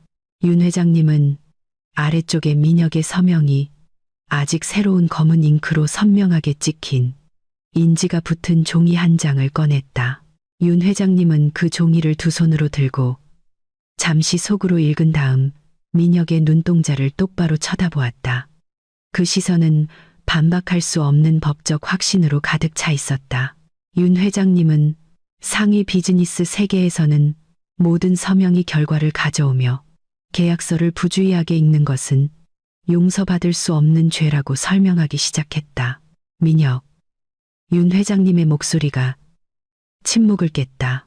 이 서류에 서명할 때 넌 너무 오만했지. 네가 유진을 내 인생에서 버리고 있다고 생각했나? 재산 분할 권리를 포기함으로써 네가 이겼다고 생각했나? 윤 회장님은 천천히 고개를 저었다. 그의 입가에 모욕적인 동정의 미소가 스쳤다. 불행히도 넌 네가 자발적으로 서명한 그 권리 포기, 합의서의 제14조 사망을 읽지 않았군. 민혁은 눈이 휘둥그레졌다. 그게 무슨 조항이지? 그의 변호사는 14조에 대해 아무 말도 하지 않았다. 민혁은 출구 쪽을 쳐다보았다. 변호사가 그곳에 있어 자신을 변호해 주기를 바랐다. 하지만 변호사의 모습은 보이지 않았다. 민혁은 혼자였다. 윤 회장님은 마이크를 입에 가까이 대고 민혁의 인생의 망치가 될 문장을 말할 준비를 했다. 그의 목소리는 더욱 무겁고 진지해졌다. 잘 들어라, 민혁. 그리고 증인이 된 여러분 모두. 윤 회장님이 큰 소리로 말했다. 그는 계속하기 전에 짧게 숨을 들이마셨다. 오늘 아침 너의 서명은 단순한 이혼이 아니었어. 그것은 만약 제2 당사자, 즉 내가 대주주의 남편으로서의 지위를 포기할 경우 너의 재임 기간 동안 발생한 모든 회사 손실 및 서면 승인 없이 회사 시설을 사용한 모든 개인 지출은 즉시 개인 부채로 전환되며 24시간 이내에 상환해야 한다는 완전 손해배상 조항의 활성화에 대한 동의였어. 그 문장이 울려 퍼졌다. 연 회장 벽에 부딪혀 메아리치고 민혁의 귀로 들어가 그의 뇌 속에서 폭발했다. 민혁은 마치 세게 뺨을 맞은 것처럼 비틀거리며 뒤로 물러섰다. 다리에 힘이 풀려 그는 단단한 무대 바닥에 주저앉았다. 그는 그 단어들을 이해하려고 애썼다. 개인 부채, 모든 회사 손실. 민혁은 5년간 재임하면서 사업을 돌보는 것보다 골프를 치고 휴가를 보내는데 더 바빴기 때문에 많은 프로젝트가 실패했다는 것을 잘 알고 있었다. 그 손실액을 합산하면 수십억 원에 달할 수 있었다. 그리고 오늘 밤 파티 비용 5억 원. 그것 역시 유진이 거래 전에 그의 접근을 차단했기 때문에 승인되지 않은 지출로 간주되었다. 윤 회장님은 아직 끝나지 않았다. 그는 더욱 압박하는 어조로 설명을 이어갔다. 지난주에 우리가 실시한 포렌식 감사에 따르면 지난 5년간 너의 생활 방식을 위한 프로젝트 실패 및 운영 자금 유용의 총 손실액은 100억 원에 달한다. 그리고 네가 이미 차단된 회사 계좌로 청구한 오늘 밤의 건물 대여 및 케이터링 비용을 더하면 너의 현재 총부채는 105억 원이다. 그 숫자는 매우 명확하게 언급되어 하객들을 경악하게 만들었다. 놀라움의 탄식이 일제히 터져나왔다. 100억 원 이상. 그것은 매우 큰 금액이었다. 이제 직업도 자산도 없는 민혁이 갚을 수 없는 금액이었다. 그리고 내 이름으로 된 자산이 더 이상 없기 때문에 윤 회장님이 최종적인 어조로 말을 이었다. 민형사상 법이 동시에 적용될 것이다. 윤 회장님이 문장을 끝내자마자 연 회장 옆문이 거칠게 열렸다. 이번에 들어온 것은 웨이터가 아니라 서류 가방을 든 정장 차림의 몇몇 사람들과 함께 제복을 입은 경찰관들이었다. 유진의 회사 법무팀이었다. 그들은 겁에 질린 하객들을 해치고 무대를 향해 빠르게 걸어갔다. 경찰의 군화 소리가 무섭게 들렸다. 이것이 더 이상 단순한 가정 분쟁이 아니라 실제적인 법 집행임을 알렸다. 아직 무대 바닥에 주저앉아 있던 민혁은 다가오는 경찰을 피해 몸을 끌며 뒤로 물러서려 했다. 그의 얼굴은 눈물과 땀으로 젖어 있었다. 그는 아름 쪽을 돌아보며 도움을 청했다. 아름, 도와줘. 아버님께 전화해줘. 돈 좀 빌려달라고 해줘. 민혁이 절망적으로 애원했다. 하지만 아름의 반응은 민혁의 예상을 완전히 벗어났다. 물론 다른 사람들에게는 매우 예측 가능한 반응이었지만 아름은 민혁이 전염병 환자인 것처럼 그에게서 멀어졌다. 그녀는 자신의 드레스를 잡으려는 민혁의 손을 뿌리쳤다. 나 만지지 마. 아름이 히스테릭하게 소리쳤다. 난 아무것도 몰라. 넌 사기꾼이야. 부자라고 했잖아. 난 네 빚을 같이 짊어지고 싶지 않아. 아름은 약혼 반지를 빼서 민혁의 얼굴에 던지고 무대에서 뛰어내리려 했다. 하지만 아름의 발걸음은 호텔 매니저와 그녀를 무대 계단에서 가로막은 몇몇 경비 직원들에 의해 멈춰졌다. 호텔 매니저는 긴 청구서를 들고 있었다. 죄송합니다. 한아름 씨. 매니저가 단호하지만 여전히 정중하게 말했다. 예약 계약서에 따르면 당신의 이름이 제2책임자로 기재되어 있습니다. 제1책임자가 지불불능일 경우 당신은 이 5억 원의 청구서가 해결되기 전까지 이곳을 떠날 수 없습니다. 그렇지 않으면 사기 서비스 사건의 피의자 증인으로 경찰서에 동행해야 합니다. 아름의 얼굴은 웨딩드레스보다 더 하얗게 질렸다. 그녀는 비명을 지르고 울고 놓아달라고 애원했다. 하지만 경비 직원들은 계속해서 그녀의 길을 막았다. 한편 2명의 경찰관이 이미 민혁 옆에 서 있었다. 한 경찰관이 체포 영장을 낭독했다.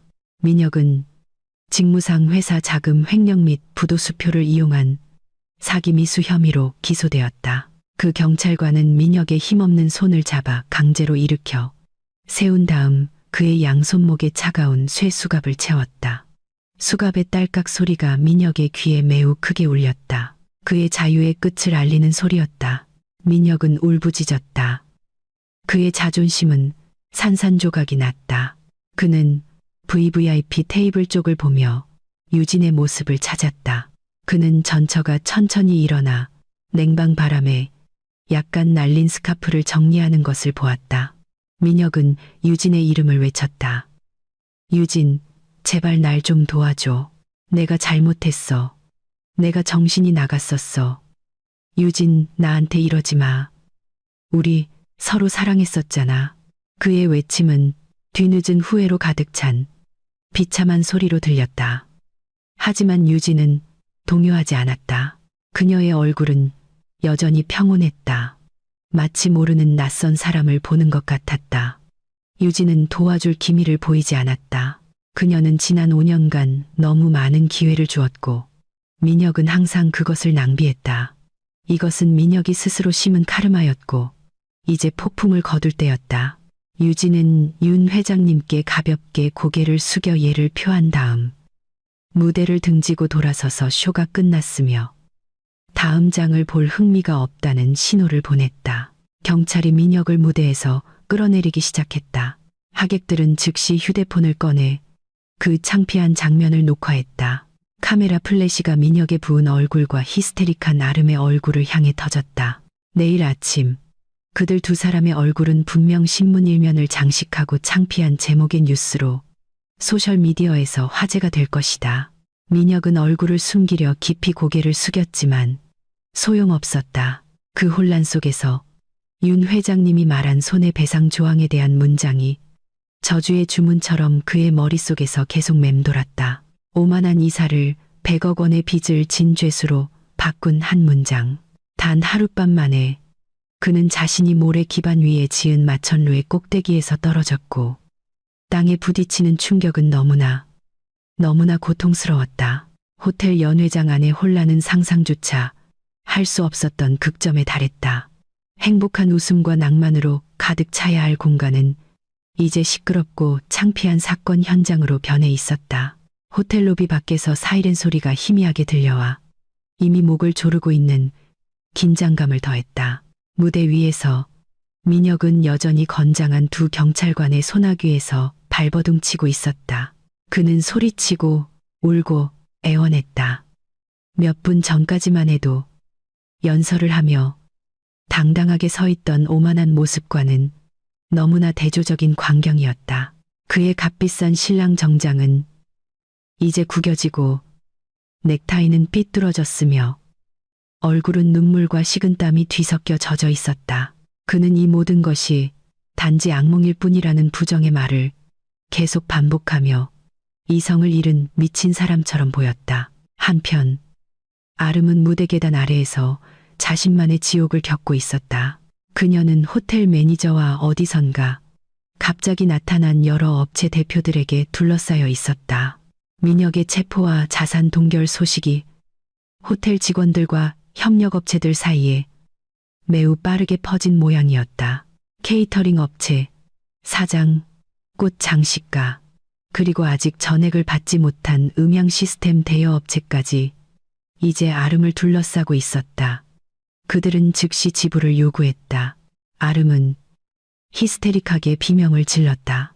그녀의 긴 웨딩드레스 자락은 그녀를 둘러싼 사람들의 신발에 밟혔다. 두꺼운 화장은 번져 검은 마스카라가 뺨을 타고 흘러내렸다. 마치 유령의 눈물처럼 끔찍한 검은 줄을 만들었다. 그녀는 민혁 쪽을 가리키며 돈에 대해서는 아무것도 모른다고 소리치려 했지만 채권자들은 상관하지 않았다. 아름의 이름이 보증인으로 계약서에 있었고 법은 악어의 눈물에 관심이 없었다. 그 혼란 속에서 유진은 VVIP 의자에서 천천히 일어섰다. 그녀의 움직임은 침착하고 계산적이었다. 마치 주변의 혼돈과는 다른 시간 차원에 있는 것 같았다. 윤 회장님이 그녀 옆에 서서 혹시 모를 폭력 사태에 대비해 보호를 제공했다. 하지만 유진은 오른손을 약간 들어 자신이 처리할 수 있다는 신호를 보냈다. 유진은 검은 벨벳 드레스의 주름을 정리하고 가슴의 브로치 위치를 바로잡은 다음 무대 쪽으로 걸어가기 시작했다. 그녀의 발걸음은 느렸지만 확고했다. 휴대폰으로 그 사건을 녹화하느라 바빴던 하객들은 본능적으로 카메라를 내리고 길을 비켜주었다. 그때 유진의 아우라는 너무나 강해서 승리를 축하하기 위해 환호할 필요가 없는 승자의 위엄을 발산했다. 무대 계단을 끌려 내려오던 민혁은 유진이 다가오는 것을 보았다. 그의 붉고 부은 눈은 즉시 거짓된 희망의 빛을 발했다. 그는 몸을 비틀어 경찰로부터 벗어나 유진에게 다가가려 했다. 그는 한때 자신을 그토록 사랑했고 항상 그의 실수를 용서해 주었던 여자. 유진이 지금 자신의 상태를 보면 마음이 약해질 것이라고 생각했다. 민혁은 갈라지고 비참한 목소리로 전처의 이름을 외쳤다. 그는 용서를 구하며 자신이 정신이 나갔었고 아름이 자신을 부추겼으며 여전히 유진을 사랑한다고 말했다. 민혁은 자신의 자존심을 최대한 낮추어 양손이 뒤로 수갑이 채워졌음에도 불구하고 차가운 대리석 바닥에 엎드렸다. 그는 유진이 경찰에게 자신을 풀어달라고 요청하거나 적어도 예전에 유진이 그랬던 것처럼 그의 빚을 갚아주기를 바랐다. 민혁이 도박이나 생활비 빚 문제에 얽혔을 때처럼 유진은 무릎 꿇고 있는 민혁 앞에서 정확히 2걸음 떨어진 곳에서 멈췄다. 그녀는 긴 속눈썹 너머로 그 남자를 내려다보았다. 유진의 얼굴에는 분노가 없었다. 단지 한 번도 본 적 없는 낯선 사람을 보는 듯한 공허하고 차가운 시선만이 있었다. 유진은 5년간의 결혼 생활 동안 민혁이 했던 모든 모욕을 떠올렸다. 민혁이 자신을 지루한 여자라고 불렀던 것, 민혁이 그의 불륜을 교묘하게 숨겼던 것, 그리고 민혁이 회사 사교계에서 자신을 은근히 내쫓았던 것을 기억했다. 모든 쓰라린 기억이 유진의 머릿속을 맴돌았다. 하지만 이상하게도 더 이상 아프지 않았다. 단지 동정심만 느껴졌다. 눈앞에 있는 이 남자의 영혼이 얼마나 작은지에 대한 동정심이었다.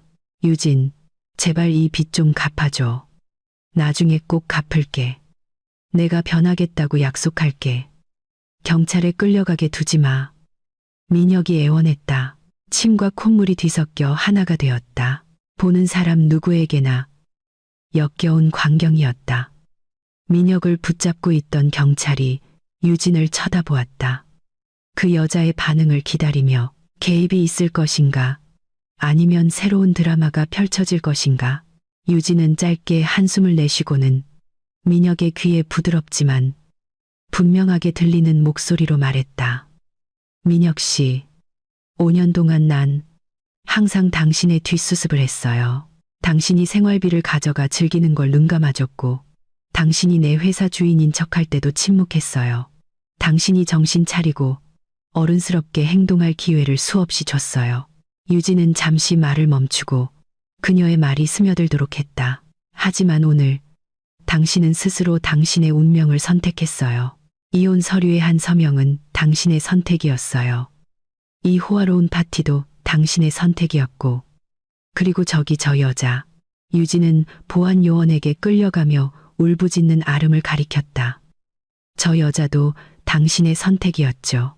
난 이제 당신의 구원자 노릇을 끝냈어요. 이제는 자기 인생의 선택에 책임지는 남자가 되는 법을 배우세요. 그 말을 듣자 민혁의 희망은 산산조각이 났다. 그는 유진이 정말로 마음의 문을 굳게 닫았다는 것을 깨달았다. 유진은 더 이상 그가 조종할 수 있는 순종적인 아내가 아니었다. 민혁은 크게 울부짖었다. 절망적인 소리가 끔찍하게 울려 퍼졌다. 경찰이 다시 그를 잡아당겨 강제로 일으켜 세우고 연문 출구로 끌고 갔다. 민혁은 계속해서 뒤를 돌아보며 굳건히 서 있는 유진을 쳐다보았다. 그의 모습이 경비가 지키는 이중문 뒤로 사라질 때까지. 민혁이 끌려간 후 유진은 시선을 아름에게로 돌렸다. 민혁이 경찰에 끌려가는 것을 본 아름은 더욱 당황했다. 그녀는 호텔 매니저의 소나귀에서 벗어나려 했지만 힘이 부족했다. 유진이 자신을 쳐다보는 것을 보자 아름은 즉시 전술을 바꿨다. 화를 내던 모습에서 이제는 애원하는 모습으로 유진 씨, 제발 저 좀 도와주세요. 전 아무것도 몰라요. 민혁 씨한테 속았어요. 저도 피해자예요. 같은 여자로서 제발 저를 불쌍히 여겨주세요. 아름은 같은 여성이라는 연대감이 자신을 구해줄 것이라는 희망을 품고 애처로운 얼굴로 애원했다. 유진은 아름에게 다가갔다. 그녀는 아름이 입고 있는 값비싼 웨딩드레스를 보았다. 이제 민혁의 빚더미가 된 회사 신용카드로 산 드레스였다. 유진은 아주 옅은 거의 보이지 않는 미소를 지었다. 그녀는 핸드백을 뒤져 하얀 봉투 하나를 꺼냈다. 보통 신랑 신부에게 축의금을 담아주는 봉투였다. 아름은 그 봉투를 보고 눈이 반짝였다. 유진이 호텔 청구서를 해결해줄 수표를 주어 자신이 자유로워질 것이라고 생각했다. 유진은 그 봉투를 아름에게 내밀었다. 아름은 재빨리 그것을 낚아챘다. 그녀의 손이 떨렸다. 조급하게 아름은 봉투를 찢었다. 하지만 내용물을 보자 그녀의 얼굴은 즉시 창백해졌다. 봉투는 비어 있었다. 돈도 수표도 없었다. 단지 웨딩드레스 대금 미납이라고 적힌 작은 메모지 한 장만 들어 있었다. 유진은 민혁의 달콤한 약속에 또 다른 희생양이 된 단골 부티크에서 그 영수증을 받아왔다. 높은 수준의 라이프 스타일을 원했지. 아름 씨. 유진이 아름의 귓가에 거의 속삭이듯 조용히 말했다. 민혁 씨와 같은 수준이 되고 싶었나. 축하해. 이제 당신들은 정말로 같은 수준이 됐네. 둘 다 빚이 있고 둘 다 법적 처리를 받게 될 거고 둘 다 아무것도 없지. 유진은 얼굴을 뒤로 빼고 동정적인 시선으로 아름을 쳐다보았다. 남은 웨딩 케이크나 맛있게 먹어 자기야. 아마 감옥밥을 먹기 전에 먹을 수 있는 마지막 맛있는 음식일 테니까. 아름은 입을 벌린 채 말을 잇지 못했다. 유진의 말은 물리적인 뺨보다 더 세게 그녀를 때렸다. 그녀는 자신이 완전히 패배했다는 것을 깨달았다. 그녀는 잘못된 말에 돈을 걸었고 이제 그 대가를 치러야 했다. 호텔 매니저는 보안 요원에게 신호를 보내 아름을 관리 사무실로 데려가 그곳에서 기다리는 경찰과 함께 행정 처리를 하도록 했다. 아름은 한때 자신의 사격의 친구들이었던 하객들 사이를 지나쳐 훌쩍이며 끌려갔다. 한때 그녀가 자랑했던 친구들은 이제 그녀의 몰락을 녹화하여 메신저 그룹에서 가십거리로 삼느라 바빴다. 아름은 찢어진 드레스 자락으로 얼굴을 가렸다. 그 수치심을 견딜 수 없었다. 연회장은 서서히 주드라마에서 벗어나기 시작했다. 방금 목격한 실제 쇼의 충격을 받아 여전히 자리에 얼어붙어 있는 하객들만 남았다. 유진은 몸을 돌려 자랑스러운 미소로 그녀를 기다리고 있는 윤 회장님에게 다시 다가갔다. 승리의 환호도 축하 파티도 없었다. 유진은 단지 피곤했지만 안도하는 피곤함을 느꼈다. 그녀는 가방을 들고 윤 회장님과 나란히 정문 출구를 향해 걸어갔다. 그들이 지나가는 하객들은 존경의 의미로 고개를 숙였다. 이번에는 형식적인 것이 아니라 진심에서 우러나온 경외심 때문이었다. 유진은 그 레드카펫 위를 신부로서가 아니라 방금 자신의 궁전을 쓰레기로부터 청소한 여왕으로서 걸었다. 그녀는 다시 뒤돌아보지 않았다. 이제 단지 빚더미와 배신자에게 끔찍한 기억으로만 남은 5억 원짜리 파티의 잔해를 뒤로 한 채 그 떠들썩했던 결혼식 밤으로부터 한 달이 지났다. 호화로운 파티가 수갑으로 끝난 소식은 여전히 여러 언론 매체와 디지털 플랫폼에서 뜨거운 화제였다.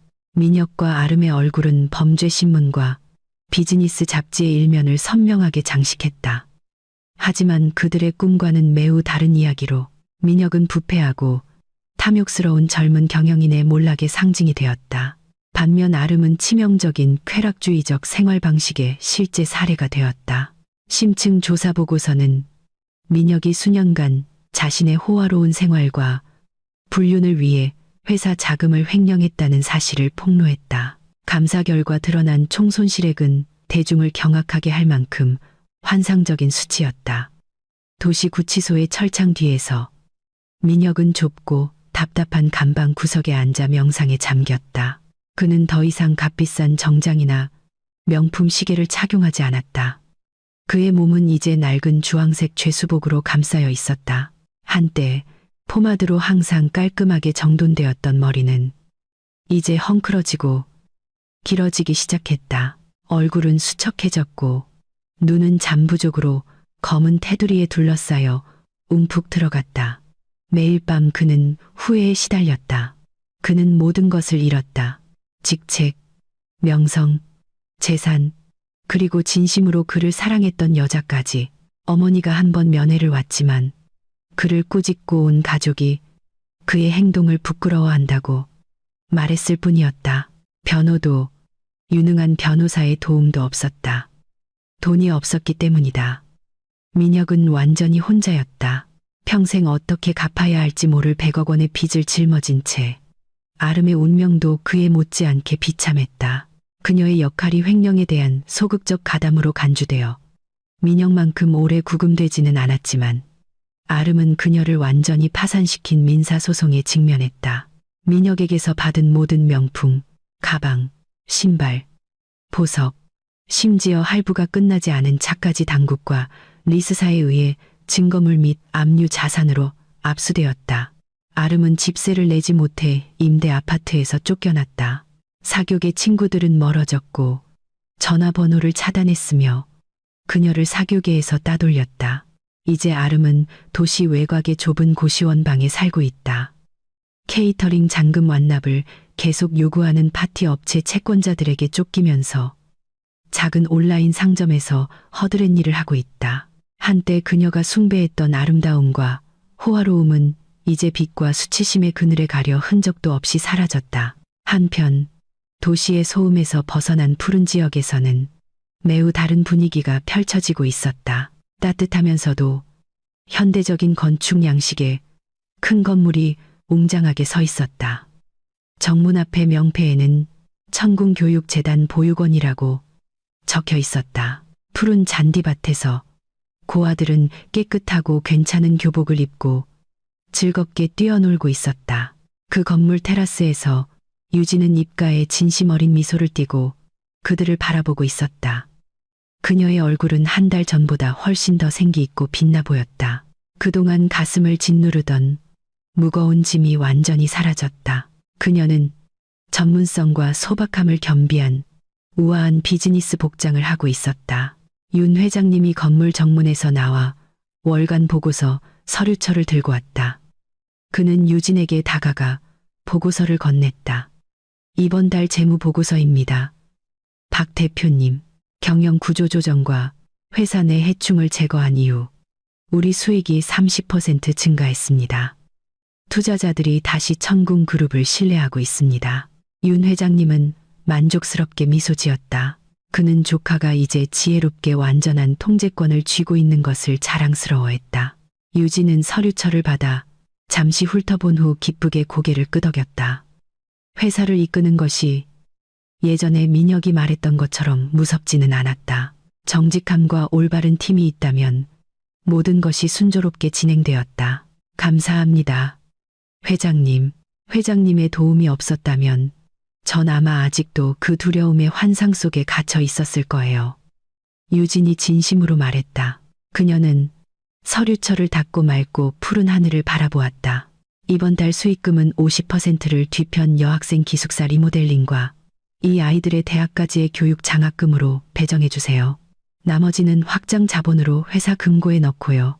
윤 회장님은 동의하며 고개를 끄덕였다. 현명한 결정입니다. 아, 맞다. 변호사에게서 방금 연락이 왔습니다. 민혁에 대한 법원 판결이 나왔습니다. 징역 12년과 자산 반환 의무가 부과되었습니다.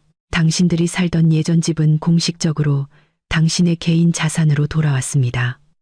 윤 회장님은 그 소식을 담담한 어조로 전했다. 단지 형식적인 보고였다. 유진은 민혁과 그 집의 이름을 듣고 잠시 침묵했다. 약간의 향수가 있었지만 그리움은 아니었다. 그것은 그녀 인생의 어두웠던 장이 정말로 끝났다는 안도감이었다. 그 집은 그냥 파세요. 회장님, 전 그곳의 추억은 필요 없어요. 매각 대금은 우리 마을 지원 사업에 모스크 건설에 기부해 주세요. 그 과거의 모든 흔적을 유익한 것으로 정화하고 싶어요. 유진은 새로 산 검은색 세단이 주차된 마당으로 걸어갔다. 운전사가 정중하게 문을 열어주었다. 차에 타기 전에 유진은 보육원 건물을 다시 한번 돌아보았다. 그녀는 순수하게 웃는 아이들, 소박하지만 사랑으로 가득 찬 삶을 사는 아이들을 보았다. 그녀는 한 가지 중요한 것을 깨달았다. 진정한 행복은 수억 원짜리 파티, 소셜미디어에서의 지위과시 또는 다른 사람들로부터의 거짓된 인정에 있지 않았다. 진정한 행복은 마음의 평화, 지켜진 자존감, 그리고 다른 사람들에게 유익을 줄 수 있는 능력에 있었다. 유진은 차 안으로 들어갔다. 시원한 에어컨 바람이 그녀를 맞았다. 그녀는 이제 가볍게 느껴지는 등을 기댔다. 그녀는 휴대폰을 꺼내 사진 갤러리를 열고 민혁과의 결혼 사진이 담긴 오래된 앨범 하나를 삭제했다. 사진 하나하나가 디지털 메모리에서 사라졌다. 마음속의 고통이 사라지는 것과 함께 그녀는 휴대폰을 내려놓고 창문을 통해 앞에 고든 길을 바라보았다. 본사로 가주세요. 기사님.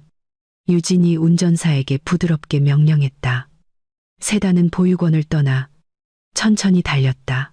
유진이 인정받는 단독 소유주로서 첫 이사회 회의를 주재할 마천루를 향해 붐비는 도시의 길을 갈랐다. 태양이 그녀 앞에 길을 밝게 비추고 있었다. 마치 우주가 그녀의 새로운 발걸음을 축복하는 것 같았다. 유진은 미소 지었다. 이번에는 자기 자신을 위한 미소였다. 그녀는 자신의 인생이 이제 막 시작되었다는 것을 알았다. 그리고 이 모든 것에서 얻은 가장 큰 교훈은 때로는 여자의 침묵이 그녀가 약하거나 어리석다는 것을 의미하는 것이 아니라 많은 말을 할 필요 없이 전쟁에서 이기기 위한 전략을 짜고 있다는 것을 의미한다는 것이었다.